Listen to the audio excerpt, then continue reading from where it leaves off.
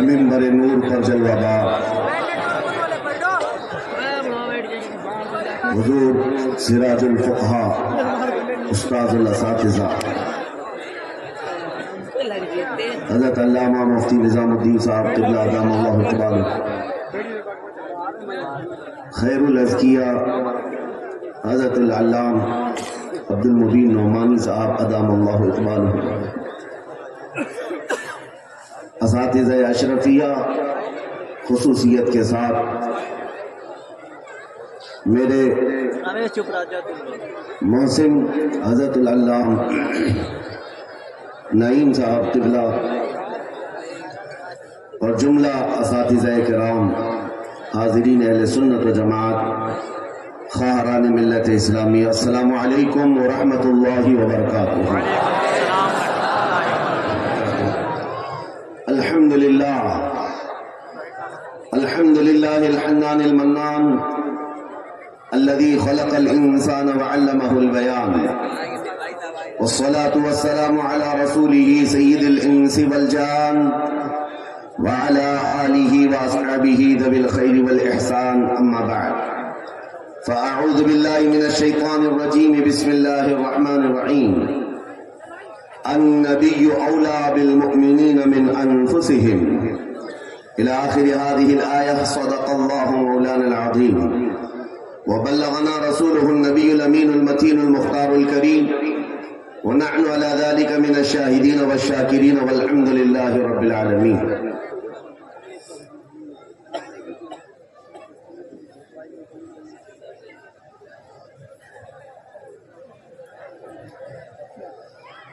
بارگاہ رسالت میں آپ صلی اللہ تعالی علیہ وسلم میں ایک بار درود پاک کا ہدیہ پیش کریں۔ اللہم صلی علی سیدنا و مولانا محمد معدن الجود والکرم وآلہ واصحابہ الکرام وابنہ الکریم وبارک وسلم صلاة دائمة سرمدا ابدا۔ میرے عزیزو،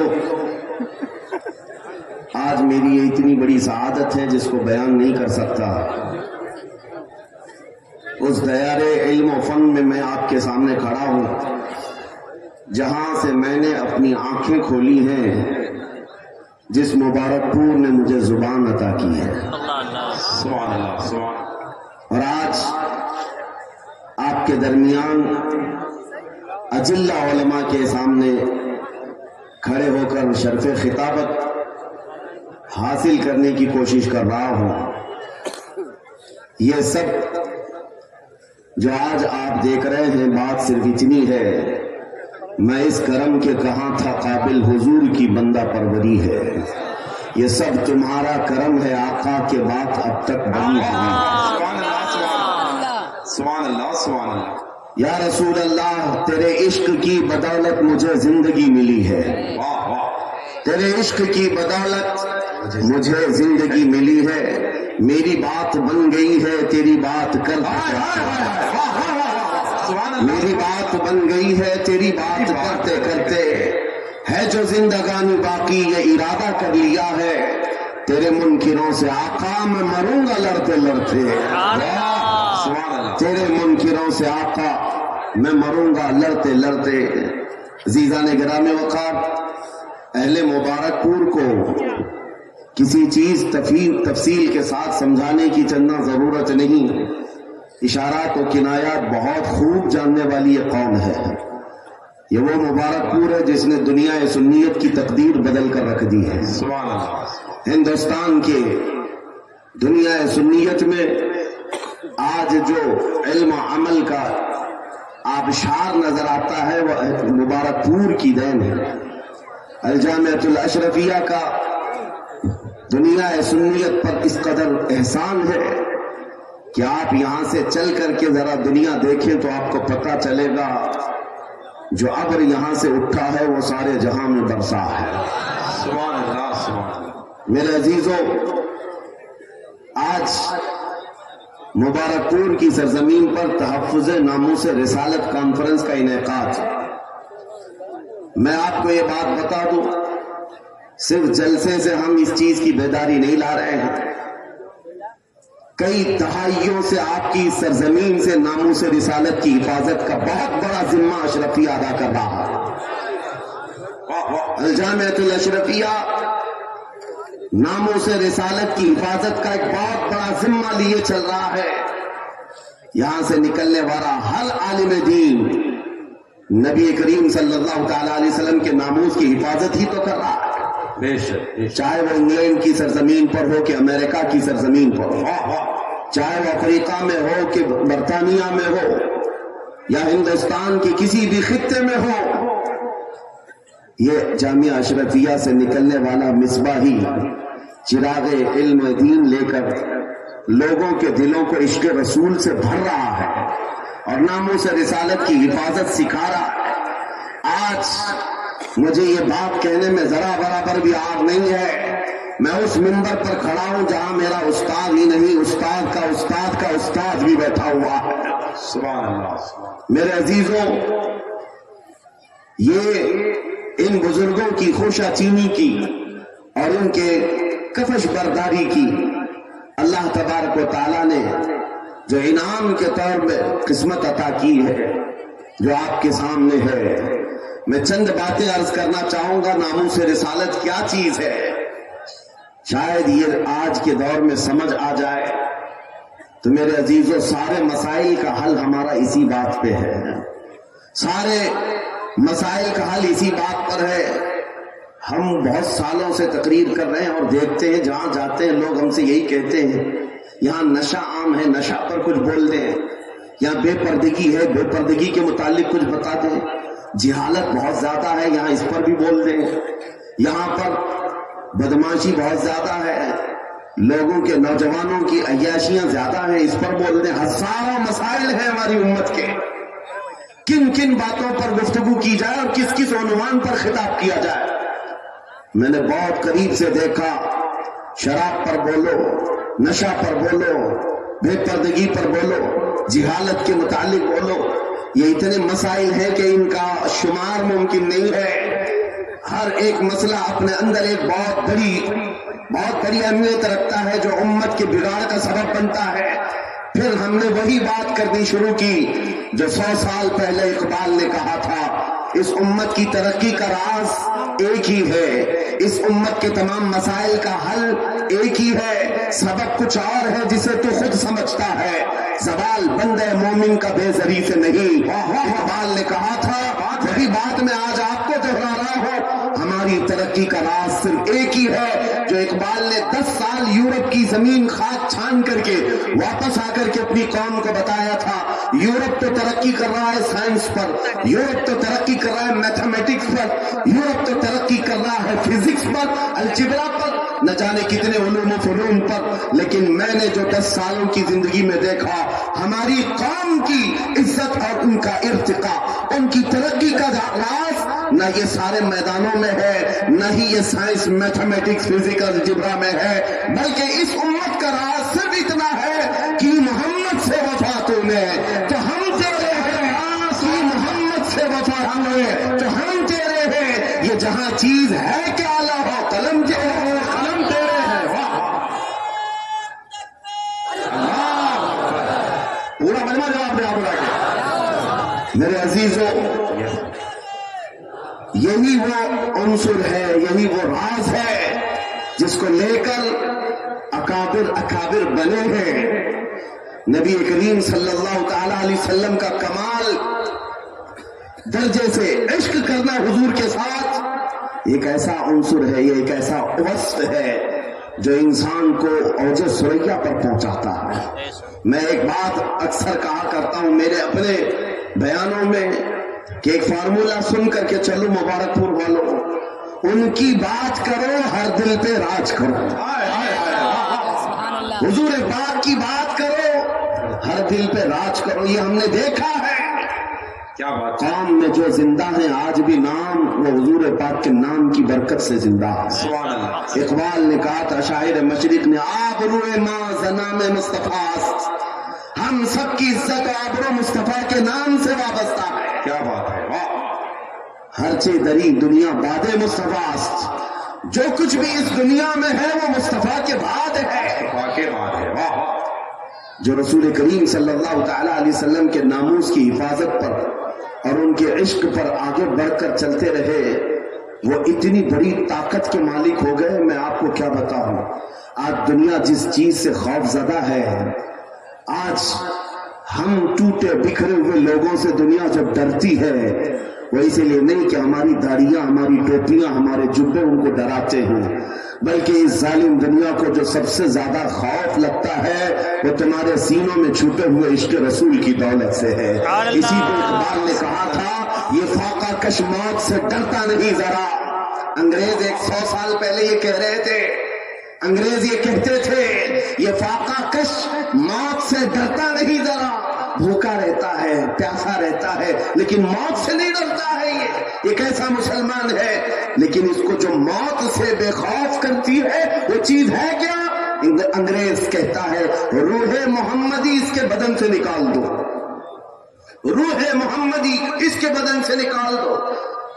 پوری دنیا کی پاورفل طاقتیں بھی یہ جانتی ہیں کہ روح محمدی، عشق محمدی، یہ دولت ایسی ہے جو انسان کو بے خوف کرتی ہے، اسے آزاد کرتی ہے، ہر ڈر سے آزاد کرتی ہے۔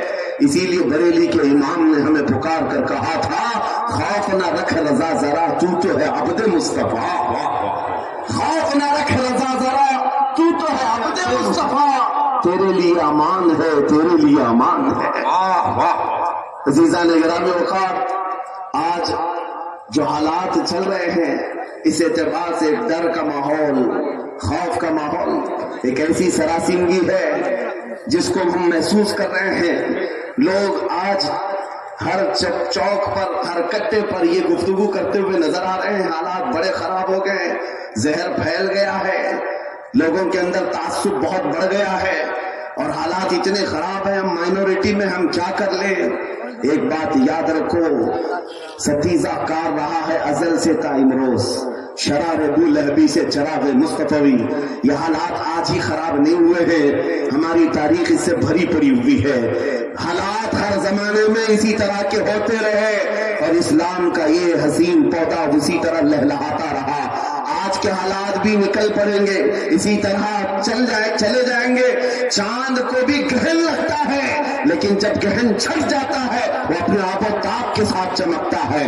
آج اس امت کے حوال اگرچہ خستہ نظر آتے ہو، لیکن تمہیں نروس ہونے کی ضرورت نہیں، تمہیں ڈر کر کے اپنا گھر، اپنا دین اور اپنا مسلک بدلنے کی ضرورت نہیں ہے۔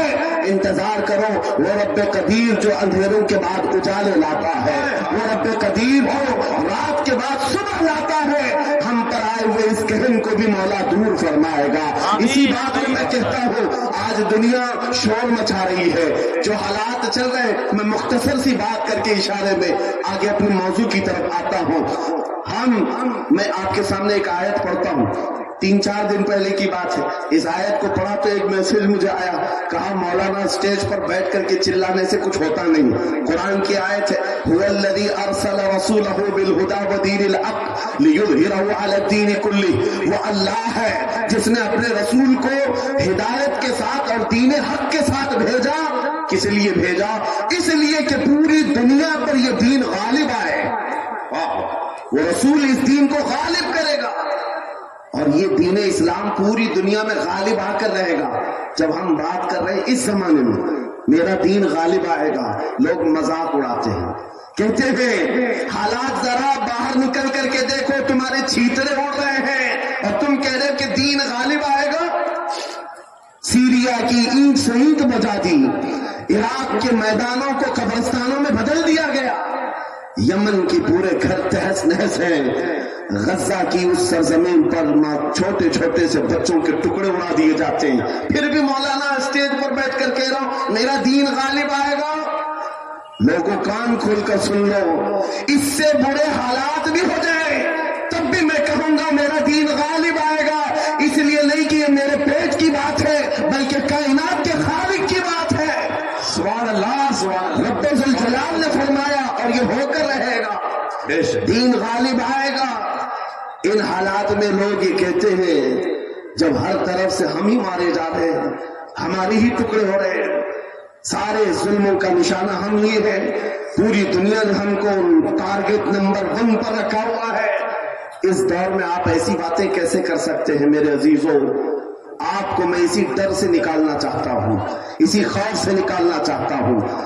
آپ کو پتا ہے ہم نئے انداز کے یہ سارے حالات دیکھنے والی قوم سے تعلق نہیں رکھتے. ہم تو اس قوم سے تعلق رکھتے ہیں جہاں 14 صدیوں سے ہمارے بڑوں نے ہمیں کربلا کی داستانیں سنائی. کیا بات ہے, کیا بات ہے. ہر زمانے میں علماء نے, ہمارے ماں باپ نے کربلا ہمیں سنایا ہے. کربلا صرف ماتم کرنے کے لیے نہیں سنایا جاتا, سینہ ٹھوک کر کے, سینہ پیٹ کر کے رونے دھونے کے لیے نہیں سنایا جاتا. کربلا ہر سال اسی لیے سنایا جاتا ہے. اے امت مسلمہ یاد رکھو, اسلام میں کبھی بھی تعداد نہیں دیکھی جائے گی. جہاں اہل حق ہوں گے اللہ کی مدد ہوگی. کربلا میں اگرچہ اہل بیت رسول اللہ کے گھر کے نوجوانوں کے ٹکڑے ہو گئے تھے, لیکن پوری دنیا جانتی ہے جیت انہی کی تھی, جیت انہی کی تھی.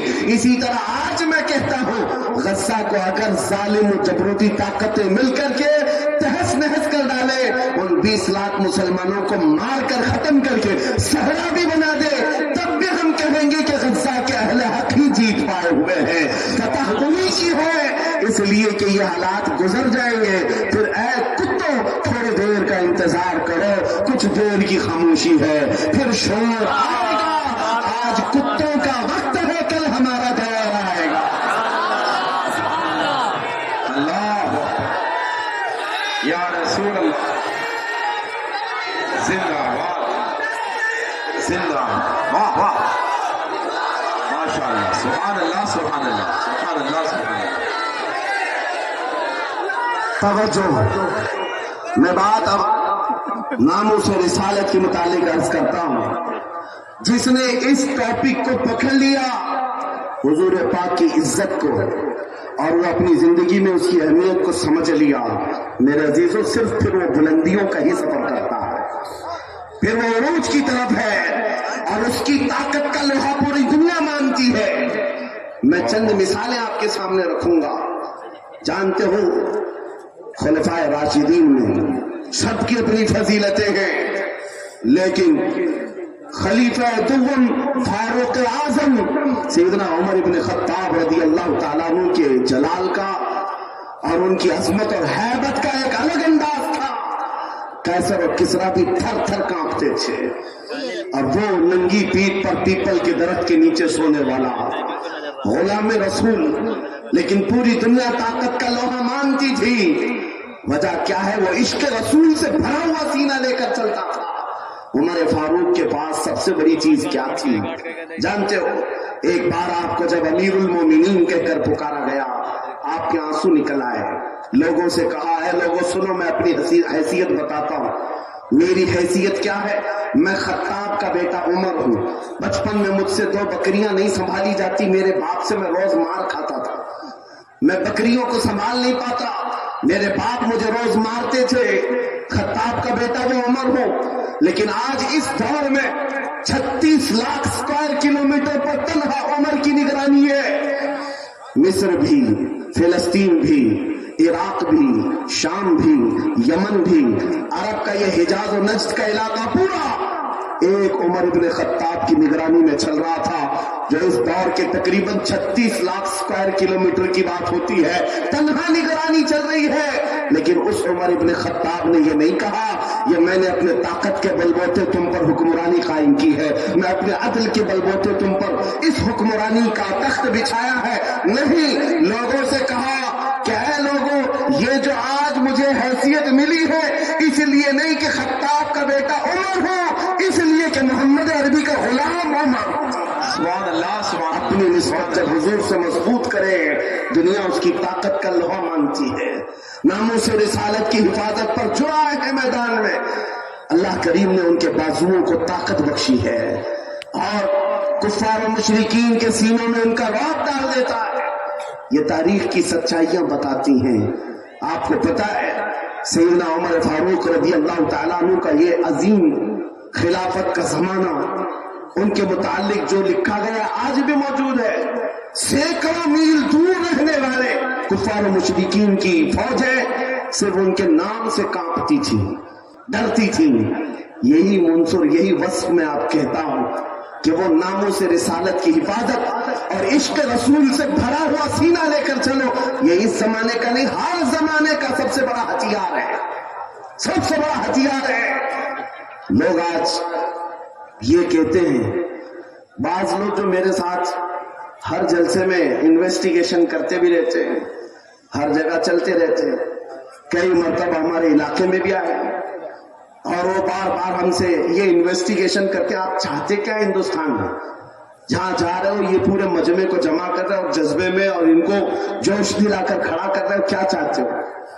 उनको शायद ऐसा लगता होगा कि हम कोई बहुत बड़ी ऐसी तंजीम बना रहे हैं जो बम बांध करके कहीं उड़ जाए, उन्हें शायद ऐसा लगता हो। इसीलिए बार बार इस चीज की तलाश में सरगर्दा है। मैं खुल करके बयान करता हूं मेरे अजीजों, खुल करके। अभी हम अपने मुंबई में एक मरकज बना रहे थे तो साहब वहां तक पहुंची बातें, कुछ लोग कहने लगे ये कुछ सुरंग बना रहे हैं जिसमें जिहाद सिखाने वाले हैं। छोटा सा एक नामों से रिसालत के तहफ्फुज की खातिर एक मरकज बनाने की बात की तो ऐसी बातें फैलाए। याद रखो, हम सुरंग में नहीं सिखाते, खुले मैदान में सिखाएंगे। और वो भी कोई ऐसी वैसी तरबियत नहीं जिसकी मैं बात कर रहा हूं। हमारा मिशन क्या है? मियां, मैं तो अपने नौजवानों से कहता हूं, चाकू चुरी तलवार बंदूक बारूद तो दूर है, तुम ब्लेड लेकर के भी मत चलो, इसलिए कि प्लास्टिक का ब्लेड भी तुम्हारे हाथ में होगा तो कल फ्रंट पेज पे तुम्हारा नाम आतंकवादियों के साथ। ये तो आज का मिजाज है। मैं जिस मिशन की बात कर रहा हूं वो बात इतनी है, छोड़ो ये सारे हथियार, वो हथियार क्यों नहीं अपनाते जो गरीब नवाज हिंदुस्तान आए थे तो लेकर के आए थे।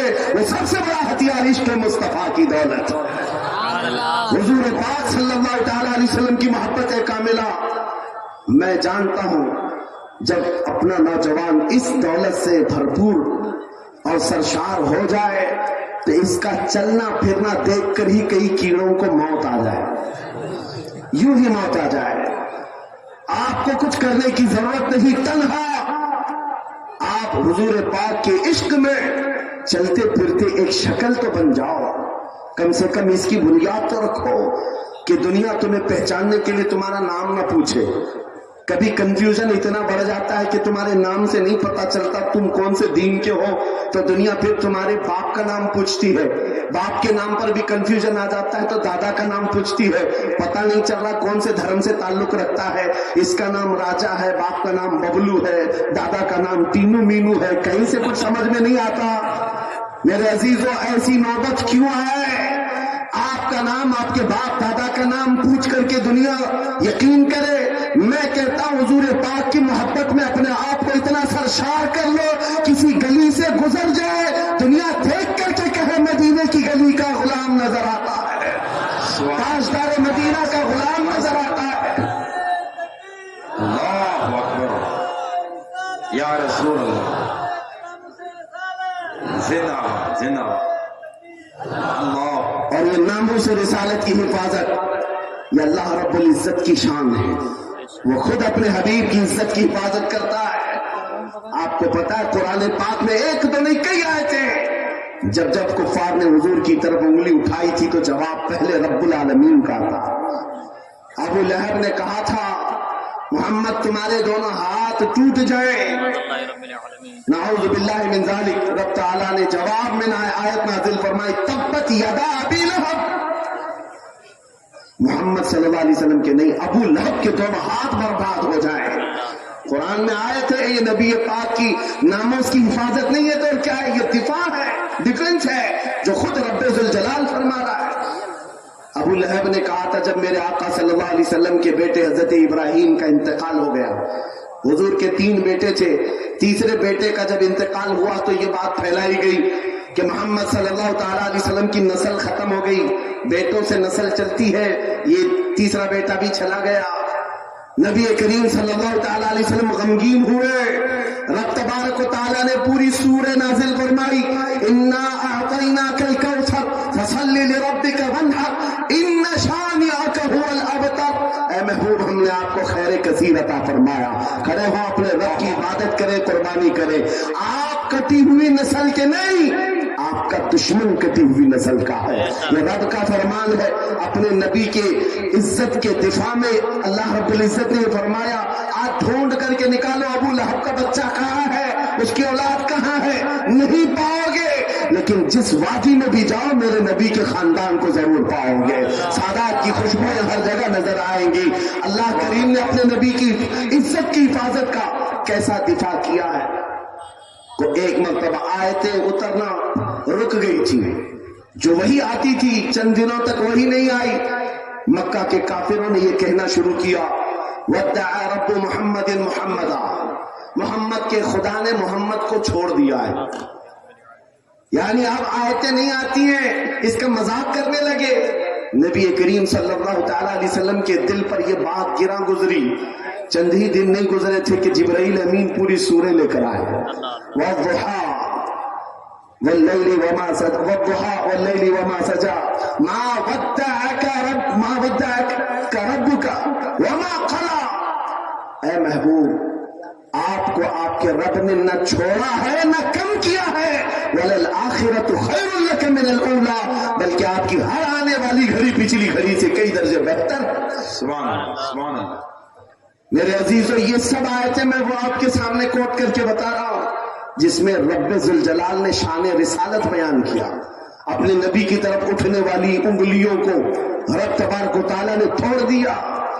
जवाब इरशाद फरमाया, आज अगर नामूसे रिसालत की हिफाजत या उसका दिफा कोई करता है तो ये सुन्नत इलाहिया है, ये अल्लाह रब्बुल इज्जत के कानून और उसकी सुन्नत है। आज इस सुन्नत पर अमल करते हुए जो अकाबिरीन उम्मत आए, उनकी मिसालें मैं आपके सामने रखता हूं। लोगों, एक बात याद रखो, हालात जितने भी खराब हो जाए, अपने नबी की इज्जत की हिफाजत वो जिससे चाहे ले ले, जिससे चाहे ले ले। ये जरूरी नहीं कि जमाने का बहुत बड़ा मुत्तकी परहेजगार हो, ये जरूरी नहीं है कि बहुत बड़ा फकीह और आलिम दीन हो। मौला करीम अपने नबी की इज्जत की हिफाजत पत्थरों से भी चाहे ले सकता है, कुत्तों से भी ले सकता है। अल्लामा इब्न हजर अस्कलानी रहमतुल्लाह अलैह लिखते हैं कि ततारियों का जो हमला हुआ था बगदाद में, बगदाद को उन्होंने तबाह कर रखा था। ऐसा तबाह किया था कि पूरे बगदाद की सड़कें और वहां की गलियां मुसलमानों के खून से भरी हुई थी। दरिया दजला के पानी को लाल कर दिया था मुसलमानों के खून से। मुसलमानों की खोपड़ियों से मीनार बना दिए थे। इतने कत्ल जिसका शुमार नहीं होता। जखीरा जो मुसलमानों का था, बड़ी बड़ी किताबों में उसको जलाकर राख कर दिया था। एक वक्त ऐसा आया कि ततारियों का जो हाकिम था, उसने कुछ उलमा को कैद करके, गिरफ्तार करके अपने दरबार में मंगवाया। जो मुसलमान बच्चे कच्चे थे, उन उलमा को बेड़ियां बांध करके जमीन पर औंधा लिटाया गया। आप पूछते हैं ना, इन हालात में हमें क्या करना चाहिए? सुनिए मेरे अजीजों, हालात तो ऐसे हो गए थे बगदाद में, कोई उनका पुरसाने हाल नहीं। आज लोग ये भी कह रहे हैं कि गज्जा के मुसलमानों का कोई पुरसाने हाल नहीं। क्या होगा, क्या होगा? तवज्जो, उन उलमा को कैद करके, बेड़ियां बांध करके, जंजीरों में बादशाह अपने दरबार में औंधा लिटाया है। और इतने ही पर बस नहीं, एक जर खरीद ईसाई पादरी दरबार में लाया गया है। उसको नजराना सिर्फ इस बात का दिया जा रहा है कि वो रसूलुल्लाह की शान में गालियां दे, हुजूर की शान में गालियां दे, इन मुसलमानों के दिलों को छलाए। हर जमाने में दुनिया ये जानती है, मुसलमान कत्ल से उतना डरता नहीं है जितना रसूल पाक की इज्जत पर कोई उंगली उठाता है तो उसे तकलीफ होती है। और है ये हकीकत है। हमारे बहुत सारे जुल्म सितम हम बर्दाश्त कर लेते हैं, लेकिन नबी पाक की शान में अदना तौहीन बर्दाश्त नहीं होती। नहीं, उस जालिम ने